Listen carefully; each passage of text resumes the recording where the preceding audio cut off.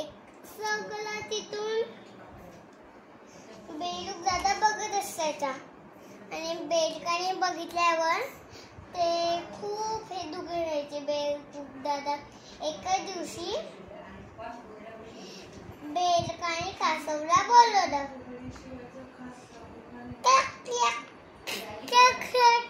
असं बोलवलं आणि मग कासव गेला.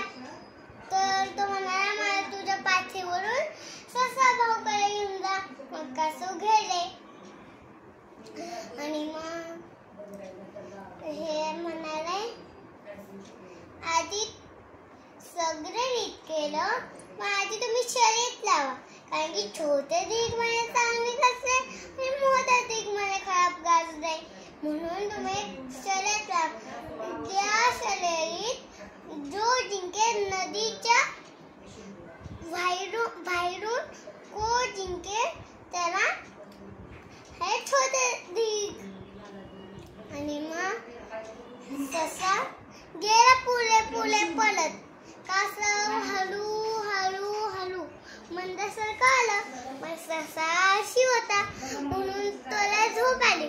मग तो एका झाडाच्या इथे निवांत झोपला. त्यापेक्षा ससा तुनु पुढे गेला आणि पुढे गेला कासव आणि कासव जिंकला. आणि मग कासव म्हणाला छोटा ढीग आणि जास्त ढीग, छोटा ढीग आणि मस्त ढीग. तर आपली गोष्ट